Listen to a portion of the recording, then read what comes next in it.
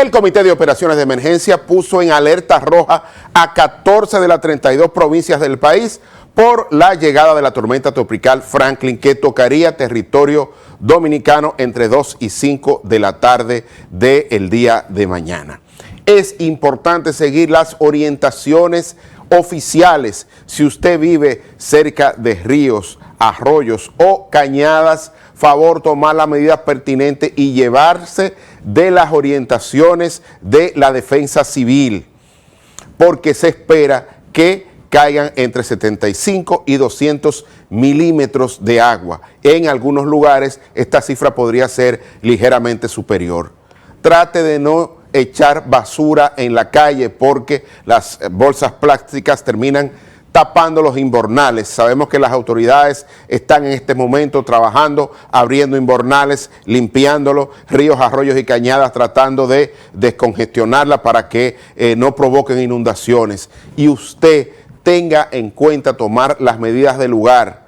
Trate de atar cosas que usted tenga en la casa, trate de no salir y ojalá las autoridades decidan que el día de mañana sea no laborable, al menos parcialmente.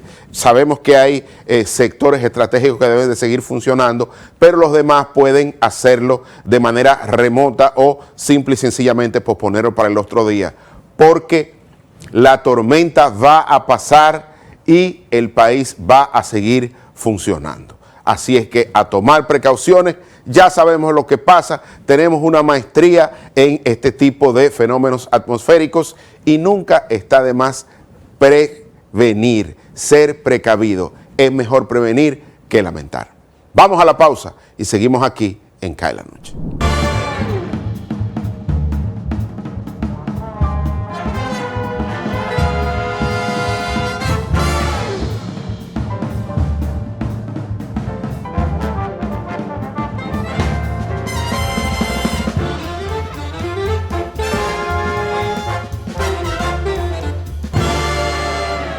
La televisión llegó a nuestras vidas.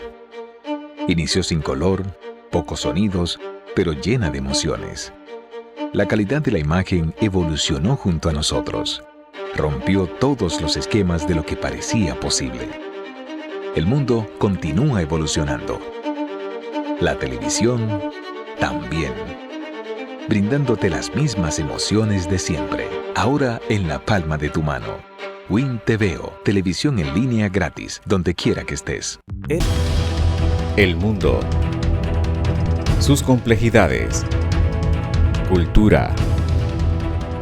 Datos curiosos. ¿Te suena raro todo esto?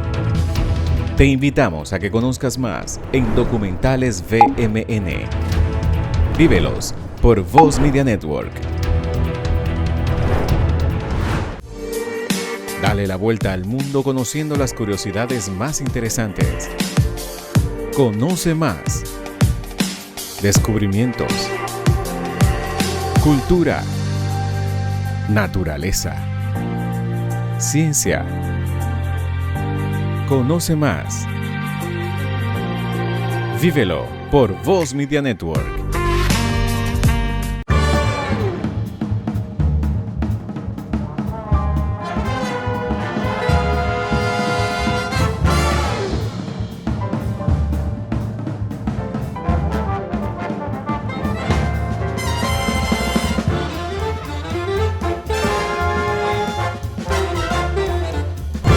Continuamos en CAE la Noche, la principal revista en materia de economía y finanzas que tiene el país, en el análisis económico y financiero requerido para orientar las decisiones de consumo e inversión de todos nuestros televidentes. Hace pocos días, exactamente la semana pasada, la Dirección General de Presupuestos publicó la ejecución presupuestaria a julio de este año, es decir, a los primeros 7 meses del año, con informaciones importantes que queremos compartir con ustedes luego de una lectura y un previo análisis que vamos a compartir aquí para su mejor entendimiento de todo el tema de las finanzas públicas, pero sobre todo cómo ha ido el ejercicio o todo el tema de la ejecución presupuestaria en los primeros 7 meses de este año 2023. Vamos a ver la primera lámina, señor director, para dar como una pincelada de esta publicación de la Dirección General de Presupuestos respecto de la ejecución en los primeros 7 meses del año. Así que vamos a ver cuáles han sido las partidas o cómo se han distribuido las partidas, los resultados presupuestarios del gobierno central. Vemos que ha habido ingresos corrientes por 97.144.5 millones de pesos, donaciones por 273.001 millones de pesos y el tema de los ingresos de capital por 1.706.4 millones. Aquí tenemos los gastos corrientes de capital y de intereses, teniendo un resultado primario de 25.310.1 millones de pesos y un resultado financiero de 6.801 millones de pesos. Esto es importante verlo en términos estrictos porque, lógicamente, cuando tú tienes un resultado financiero de tan solo 6.801.0 millones de pesos,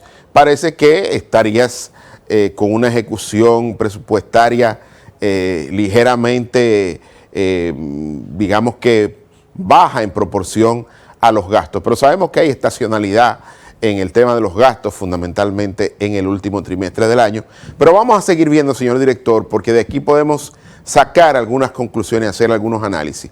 Vamos a ver las principales figuras impositivas, las que tuvieron mayores recaudaciones en millones de pesos. Tenemos aquí el impuesto a la transferencia de bienes industrializados, el ITEVIS, con 28.027.4 millones, el impuesto sobre la renta de las empresas, con 26.699.3 millones de pesos, el impuesto sobre la renta provenientes de salarios, con 5.693.4 millones de pesos, los impuestos arancelarios, por 4.364.3 millones de pesos y los impuestos por la ley de hidrocarburos 112-00 por 3.776.1 millones de pesos. Estas son, digamos, las recaudaciones, los ingresos provenientes de las distintas partidas de los impuestos y vía la Dirección General de Impuestos Internos y la Dirección General de Aduanas. Vamos a seguir, señor director, con esta presentación rápida de los 7 meses de la ejecución presupuestaria. Un tema que quería traer aquí son los gastos del gobierno central por clasificación económica.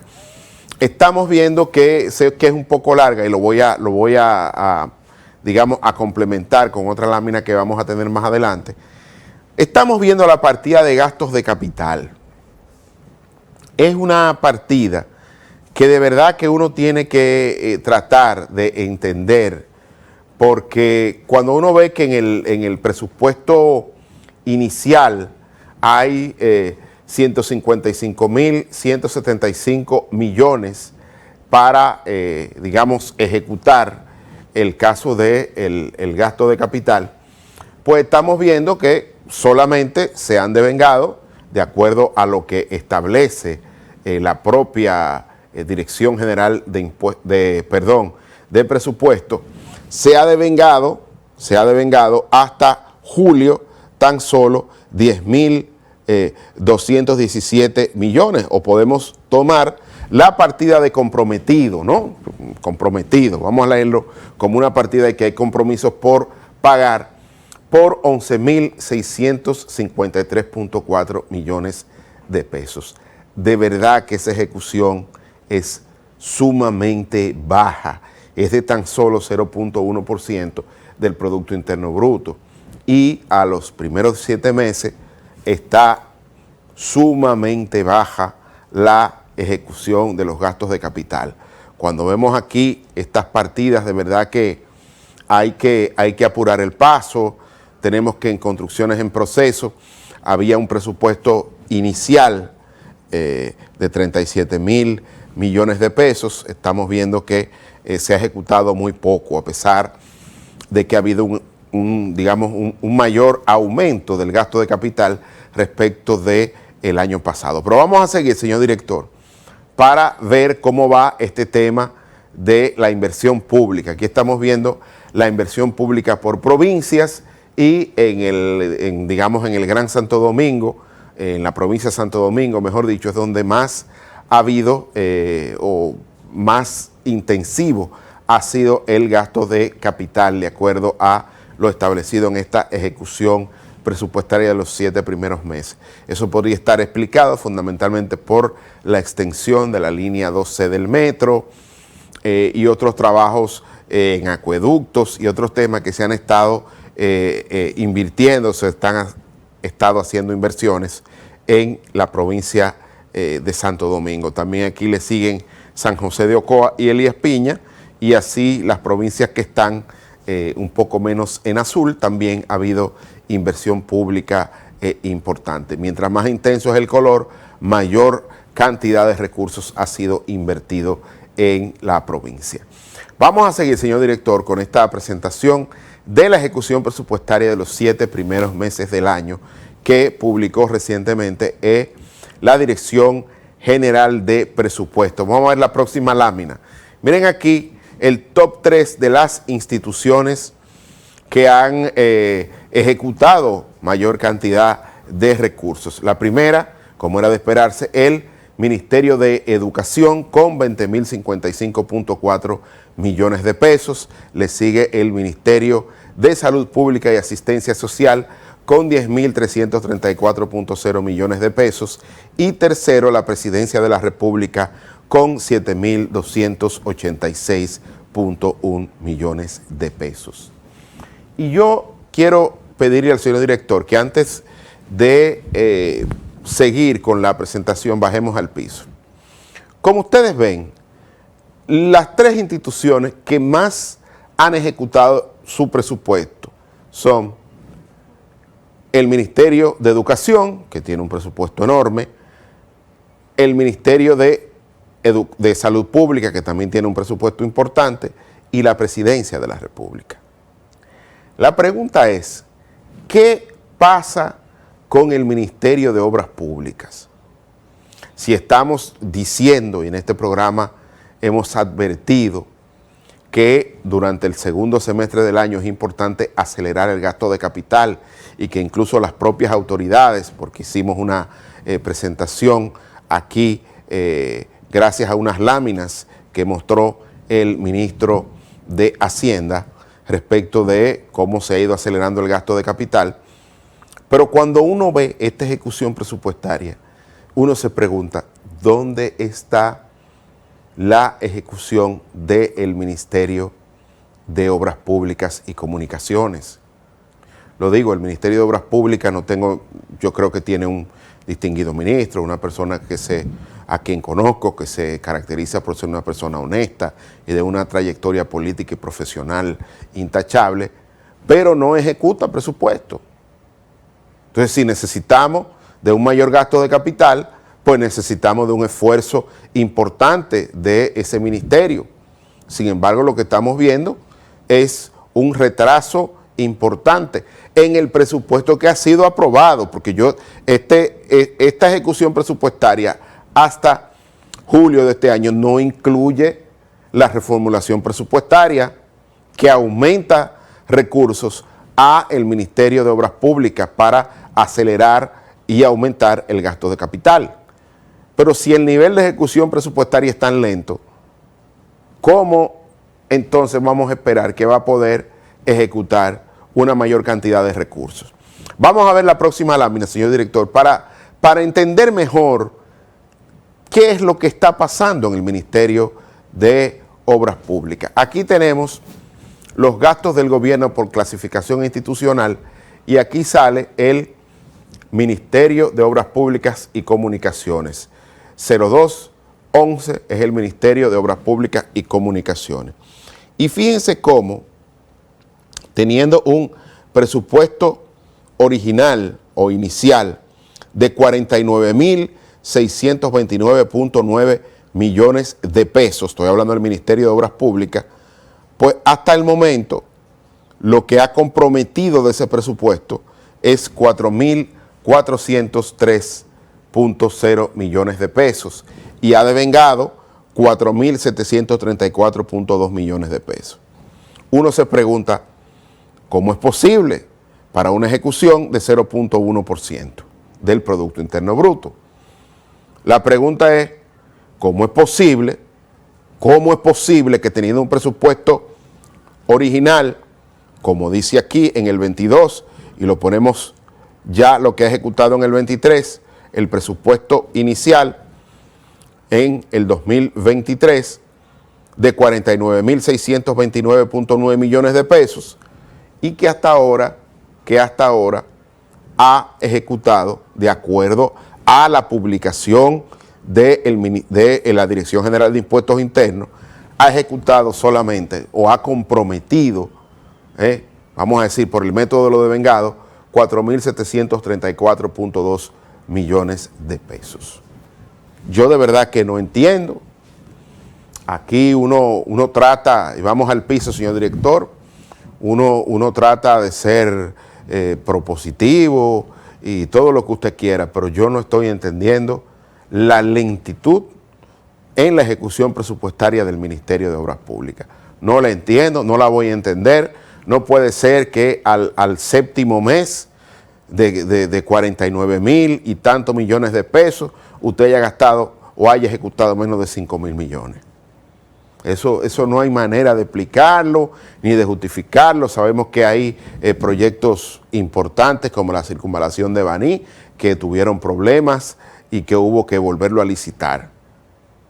Pero la pregunta es, ¿cómo vamos a empujar el crecimiento económico si el gasto de capital se mantiene tan lento como hasta el momento?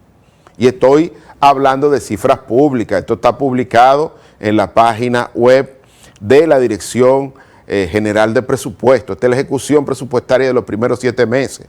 Entonces habría que preguntarle al ministro qué es lo que está pasando.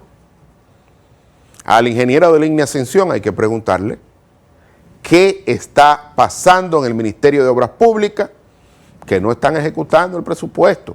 Pero no porque lo diga Fabricio, ni porque lo diga nadie, porque lo dicen las cifras de la Dirección General de Presupuestos. Entonces, ¿qué vamos a hacer dándole recursos adicionales a través del presupuesto reformulado a un ministerio que a los primeros 7 meses no ha ejecutado ni el 10, como el 11% de su presupuesto? De verdad que yo no los entiendo, porque cuando uno mira todo el tema, estamos bien, ahí vamos a terminar con superávit primario, bueno, pero todo eso se hace a costa de una subejecución del gasto de capital, porque los gastos corrientes no hay flexibilidad ahí, hay que pagarlo sí o sí. Entonces, cuando uno ve eso, después lo vamos a pagar caro porque estamos retrasando la inversión pública, la obra de infraestructura que van a permitir que la economía siga creciendo. Entonces, ¿cómo podemos esperar que mejore el crecimiento económico para el segundo semestre del año si el gasto de capital, su ejecución sigue lenta? Algo habrá que hacer.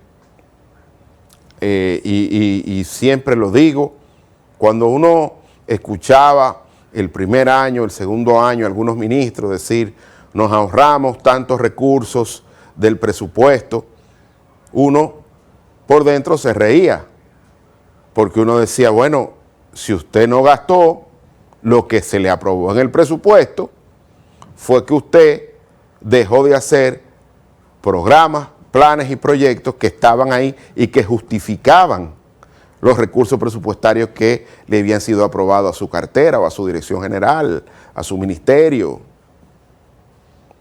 Entonces no podemos seguir así. Al ingeniero de línea Ascensión, que repito que es un profesional honesto y que la gente le tiene afecto, yo tengo el honor de conocerlo de hace muchos años, búsquese a alguien que lo ayude a ejecutar el presupuesto, porque lo tenemos ahí. Honesto es usted, pero con eso no basta. Tiene que ser honesto y eficaz. Honesto y que pueda ejecutar el presupuesto y llevar a cabo todos los proyectos de infraestructura que están bajo su cartera, bajo su responsabilidad, y acelerarlos y llevarlo a la práctica. Y esto lo digo de verdad, mira, de la mejor forma posible, tratando de ser empático, tratando de ser propositivo. Porque miren, decía el expresidente Ricardo Lagos de Chile, uno de los presidentes mejor valorados, no solo en su país, sino por su trayectoria política prestigiosa, decía que las verdaderas intenciones de un gobierno se pueden observar en la ejecución presupuestaria. Entonces, si usted no ejecuta el gasto de capital, la inversión pública, si usted no ejecuta el presupuesto de obras públicas y le quedan recursos, entonces, ¿qué le puedo decir? Entonces, la intención no es hacer obras. No es hacer obras. Y repito, los equilibrios macroeconómicos que se han tenido por el lado fiscal, las metas que se han cumplido, ha sido sobre la base del sacrificio del gasto de capital.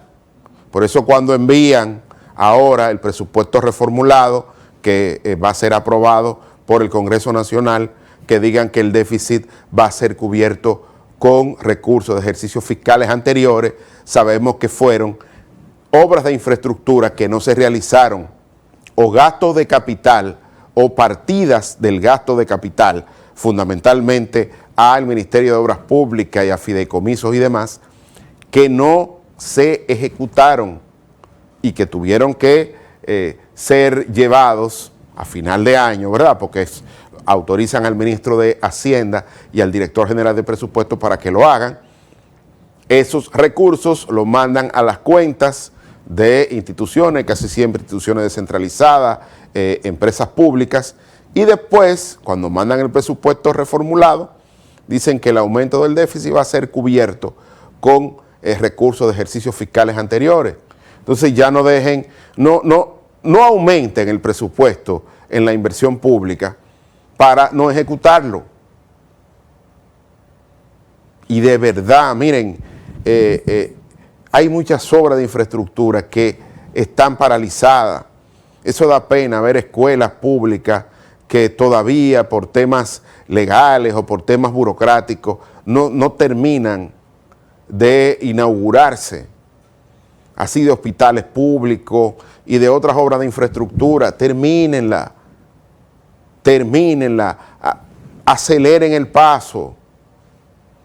Aceleren el paso. No es posible tener obras de infraestructura escolar detenidas y decir que se van a alquilar o hacer licitaciones para hacer aulas móviles con furgones. Terminen las que tienen comenzadas. Destraben en los temas burocráticos y demás, que sé que lo encontraron. Pero no puede ser que el presupuesto de obras públicas al séptimo mes del año esté en una ejecución de un 11%, de un 12%. No se puede, así no hay toro que llegue a buey. Así no se puede, querido amigo del INE Ascensión, a quien tengo el honor de conocer, y aparte de su equipo también. Y esto que lo tomen desde el punto de vista propositivo y como un consejo. Si le hacen falta personas, búsquenlas. Si le hacen falta especialistas para destrabar temas burocráticos, búsquenlo. Si tienen que contratar un grupo de personas que esté en contacto directo con la Dirección General de Compras y Contrataciones Públicas para resolver problemas de licitación o de concesiones o de lo que tengan que hacer, háganlo. Pero es que llora ante la presencia de Dios ver que tienen recursos aprobados y que no lo ejecutan. Porque de verdad, eso se llama, ustedes saben cómo se llama eso. Entonces, hay que hacerlo. No basta con decir que yo soy honesto, que es muy bueno que lo sean y que sabemos que no están malversando fondos públicos, pero eso es condición necesaria, pero no suficiente para ser buen ministro. Para ser buen ministro hay que ejecutar los presupuestos, hay que construir las obras, hay que terminar las que están en proceso. De verdad, yo no los entiendo. Vamos a ir al último gráfico de esta ejecución presupuestaria de los primeros 7 meses del año para ver la composición del gasto del gobierno central por finalidad. Vamos a ver que la mayoría del gasto se va en servicios sociales con 43.272.5 millones de pesos, seguido por los intereses de la deuda pública, que van en 32.111.1 millones de pesos. Le siguen los servicios generales con 15.364.7 millones, los servicios económicos con 14.502.8 millones de pesos y la protección al medio ambiente con 673.9 millones de pesos. Hasta aquí está, vamos al piso, señor director, esta pequeña presentación, ¿no? O compartir estas informaciones de la Dirección General de Presupuesto. Miren, ese último gráfico es importante tener en cuenta el peso que tiene la deuda pública, un peso fuerte, y estamos viendo cómo luego de los servicios económicos es la segunda partida que tiene ahí fuerza por clasificación funcional. Pero, repito, traten de ejecutar el presupuesto. Ya sé que el gobierno, en la última reunión de ministros, dijo que se esperaba un crecimiento entre un 3 y un 4%, y eso me parece lógico y plausible, pero si no aceleran el gasto de capital, pues no van a empujar en ese objetivo. Así es que quería hacer esta aclaración que siempre hago. Sé que se está haciendo un esfuerzo fiscal importante, sé que se está gestionando de manera importante también la deuda pública y que se está mejorando la calificación de riesgo país. Sabemos de todo ese esfuerzo y lo reconocemos. Ahora bien, hay que gastar, hay que ejecutar el presupuesto, porque el presupuesto es el resultado de programas, planes y proyectos que lo sustentan. Y si usted no lo ejecuta, ministro de Obras Públicas y Comunicaciones, lo que usted está haciendo es posponer la inversión pública. Y eso es una gran preocupación que ya comienzan a tener no solo especialistas, sino los habitantes de los territorios donde esas obras de infraestructura no terminan de concluirse. Así es que con esto quiero terminar este pequeño análisis de la ejecución presupuestaria y la preocupación de muchos especialistas y de muchas personas vinculadas no solo al sector público, sino al sector privado, que ven, repito, un ministro de Obras Públicas que es una persona honesta y trabajadora, pero que ha demostrado una incapacidad para ejecutar el presupuesto que le aprueba el Congreso Nacional. Vamos a la pausa y seguimos aquí en CAE la Noche.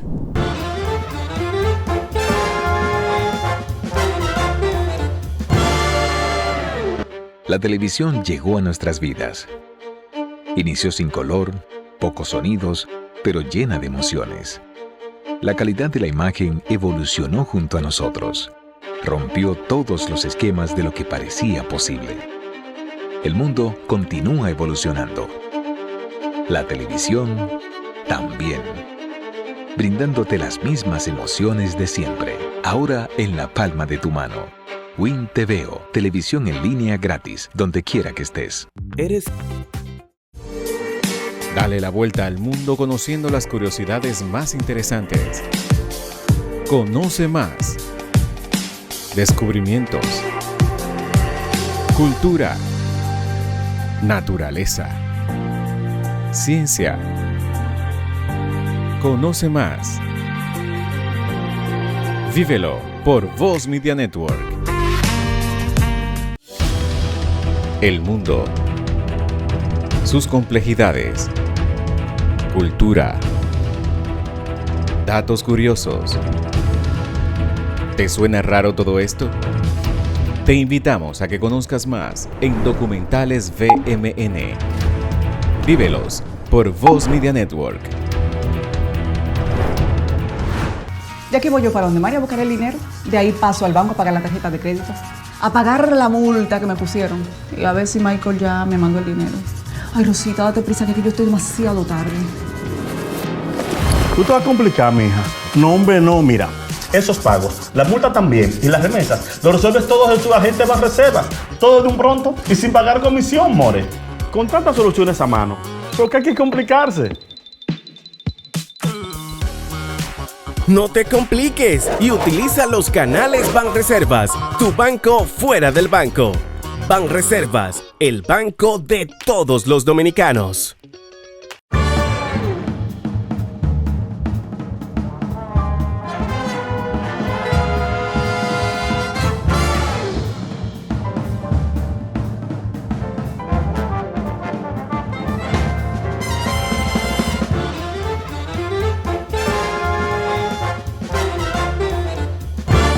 Y continuamos en Cae la Noche. Ahora vamos a hacer un análisis breve de la situación internacional.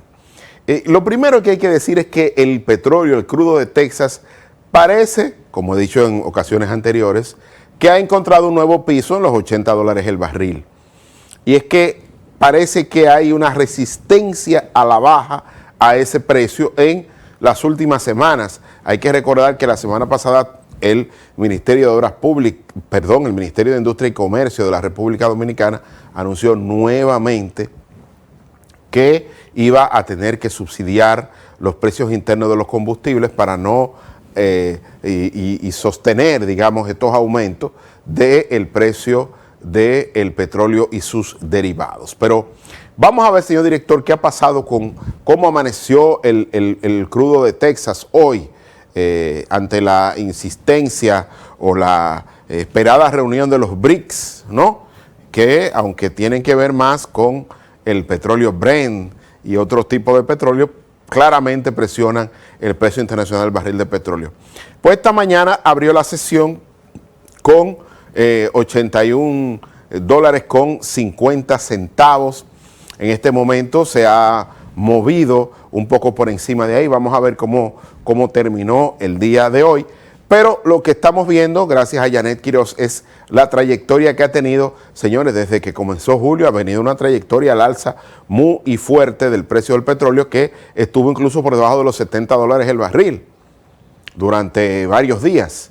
Y ahí, lógicamente, las finanzas públicas respiraron. Ahora se habla de que se han destinado más de 600 millones de pesos para cubrir el subsidio a los combustibles, a los precios internos del petróleo y sus derivados en República Dominicana y evitar un aumento de los derivados del petróleo en el país. Vamos a seguir, señor director, con la próxima lámina porque vamos a ver qué ha pasado.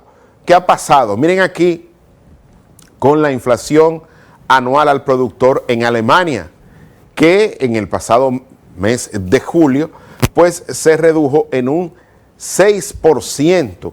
Y eso, de alguna manera, recuérdense que hemos dicho aquí en esta suerte de aula virtual, que la inflación al productor se puede considerar también como una información anticipada de lo que sería la inflación o el índice de precios al consumidor. Si cae fuertemente la inflación al productor, es esperable que también caiga el índice de precios al consumidor aguas abajo, porque aquí lo que se está diciendo es que se han abaratado los costos de la materia prima y de la transformación de las mismas en bienes terminados. Entonces estamos viendo que esta inflación al productor en Alemania ya podría estar hablando de otra cosa. Ya podríamos estar hablando de entrar en un momento de recesión, porque ya está caminando en un terreno negativo, después de haber aumentado en un 45.8% en septiembre del año pasado, en plena presión, luego de la invasión rusa a Ucrania, el vendaval inflacionario, pues ahora, un año, casi antes de un año después, está en menos 6%. Entonces, eso te está hablando de la caída que está teniendo la producción o los precios al productor, pero es como la actividad económica también en Alemania. Vamos a seguir, señor director, con estos resultados así picadito, un análisis internacional que compartimos con ustedes. Vamos a ver la próxima lámina qué ha pasado, y esto sí es relevante. Y es que el Banco Central de China decidió bajar su tasa de política monetaria nuevamente. Y está en el entorno de un 3.50.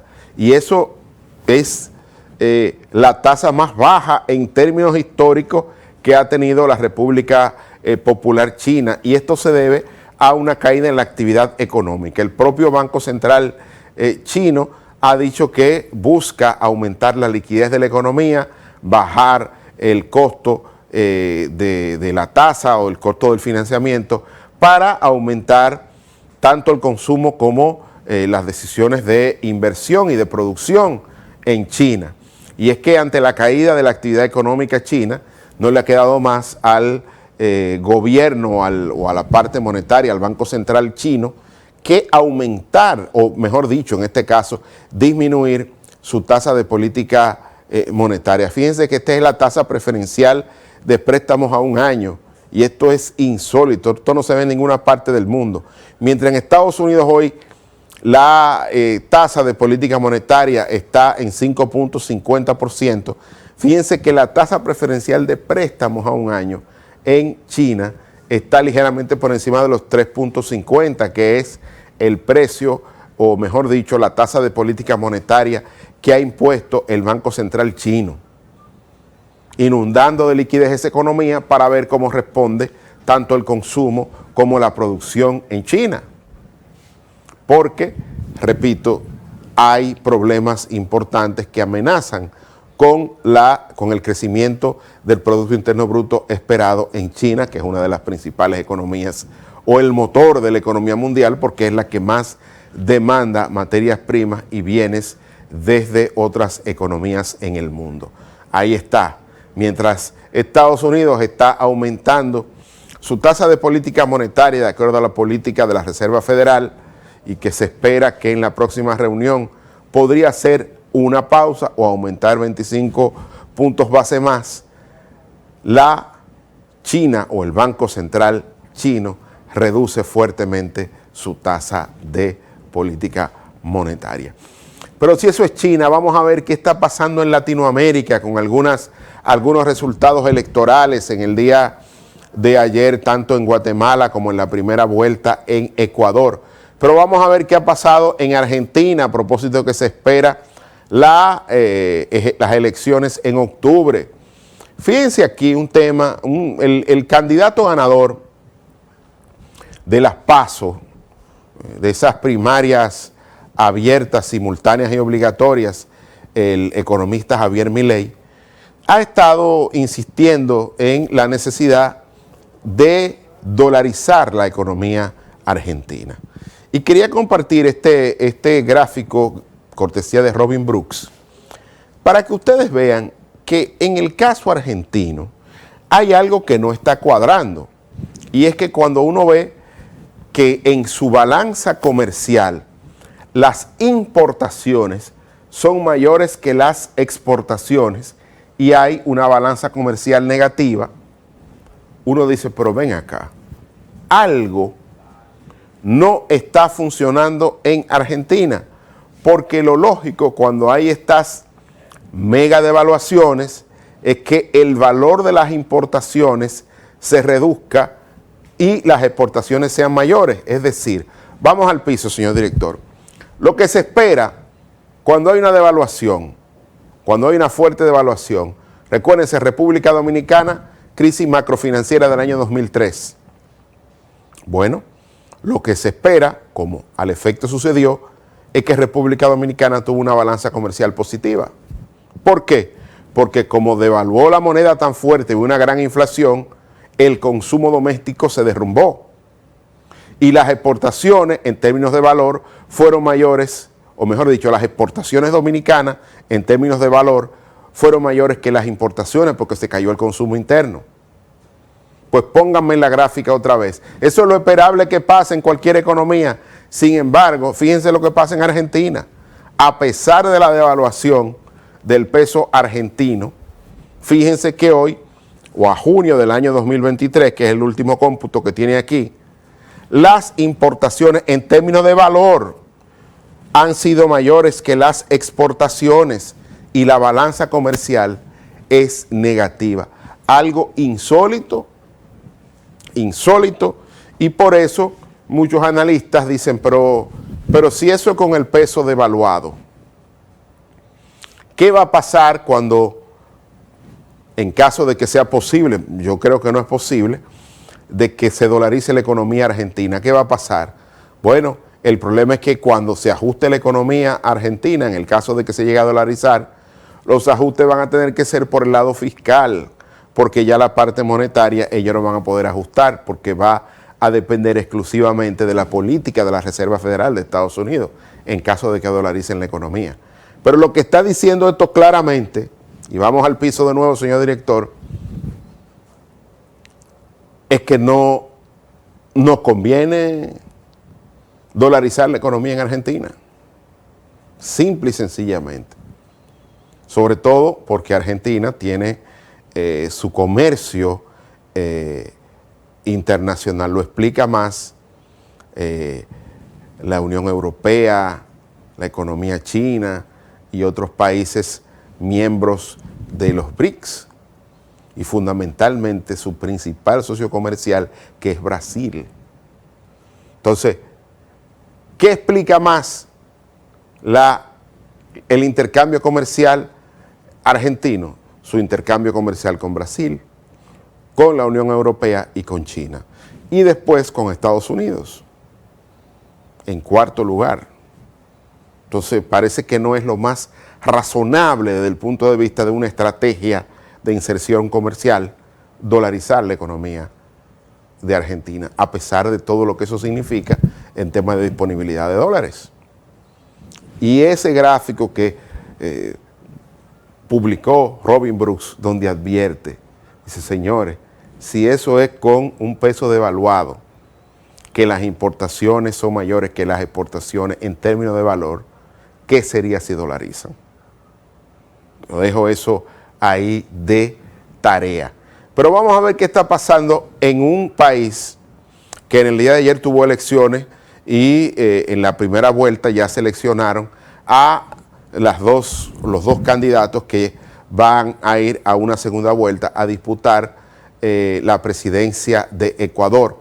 Vamos a ver qué está pasando en Ecuador, una economía sumida en la violencia y en serios problemas que está presentando. Miren aquí cómo Ecuador tiene un crecimiento económico en términos negativos, ha caído fuertemente ahora en el año 2023, en lo que va de año, en los primeros 2 semestres.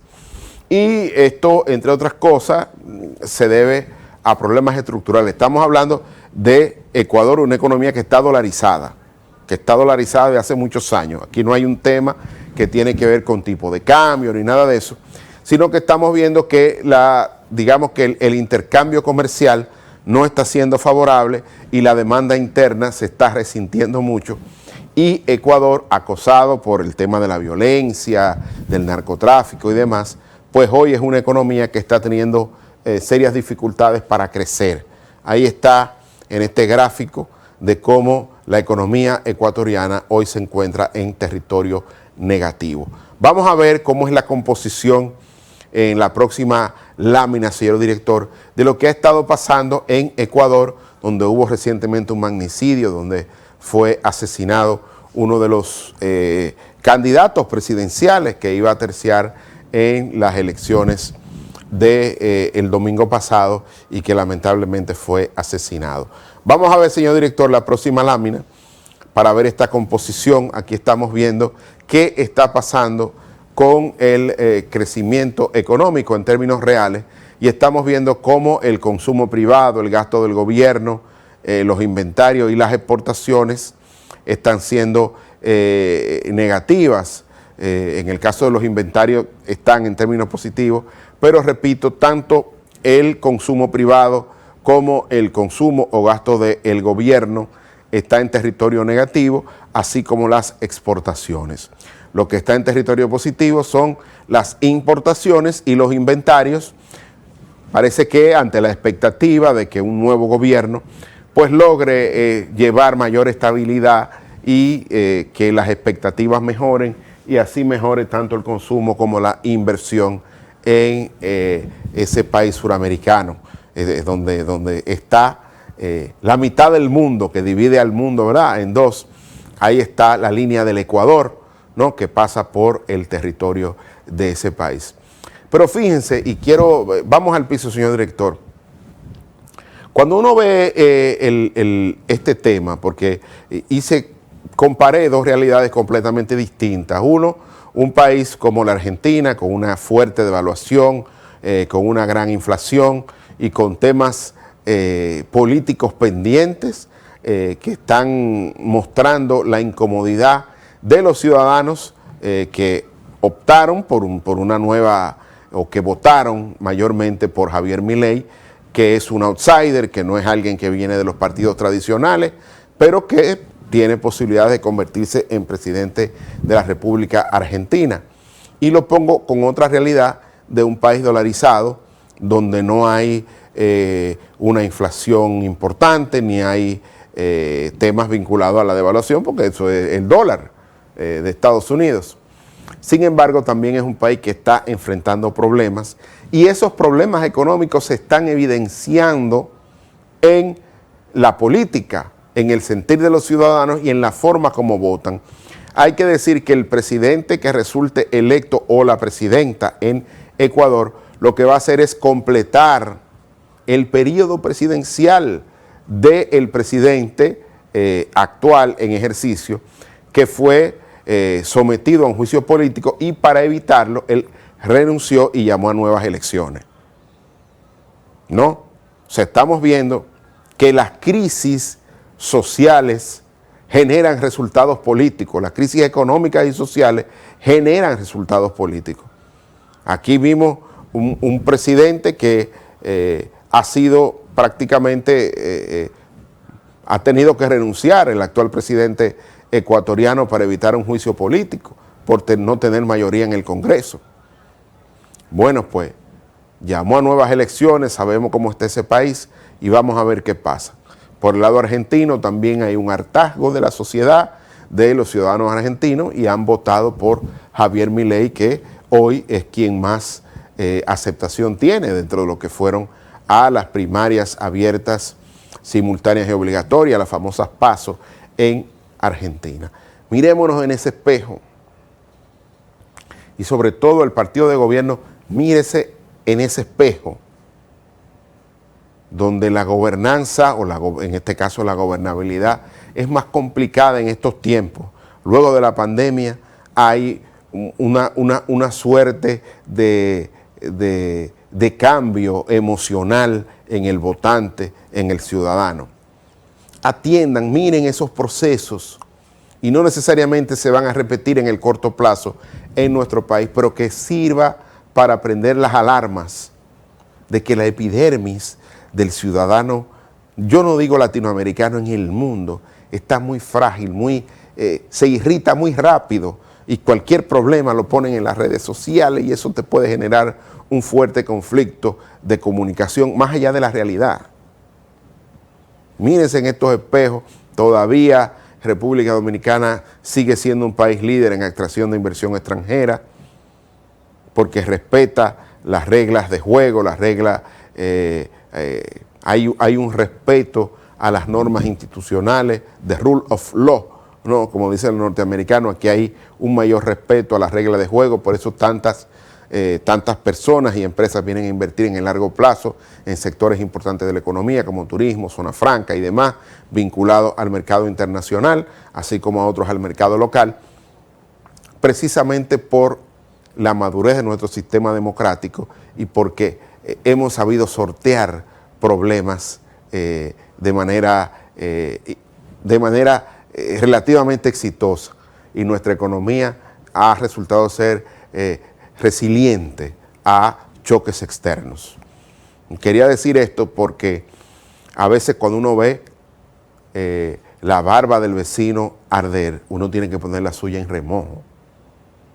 Lo digo por la actual administración, con el tema reciente de San Cristóbal, que es algo inesperado. Ya se anuncia la llegada de la tormenta Franklin.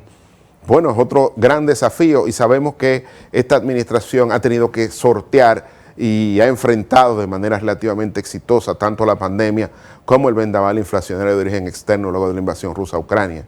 Ahora vienen otros desafíos que hay que saber enfrentar y sortear, pero eso sí, entendiendo que la epidermis ciudadana está más sensible desde la llegada de la pandemia y que todas las decisiones que vayan a tomar primero piensen en el impacto que va a tener y no posterguen ninguna decisión esperando reacciones, porque gobernar es asumir riesgos, gobernar es tomar decisiones, a veces tan rápido que no te da tiempo ni siquiera pensarla bien, a veces es prueba y error, sobre todo cuando vienen fenómenos atmosféricos o temas de choques externos que hay que tomar la decisión en caliente y a veces no se toma la mejor decisión, pero es mejor tomar decisiones en caliente a no tomar decisiones.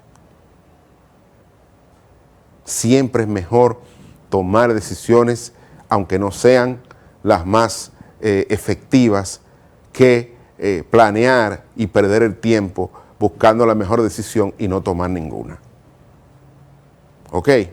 Así es que vaya esta reflexión para comenzar la semana a las autoridades de nuestro país que van a tener que enfrentar, y ya lo están enfrentando, repito, esta explosión en San Cristóbal y que tendrán que enfrentar los embates de esta tormenta tropical Franklin que nos amenaza. Así es que no me queda más que darles las gracias a ustedes por la sintonía e invitarlos a que mañana nos volvamos a encontrar cuando sean las 7 y empiece a caer la noche.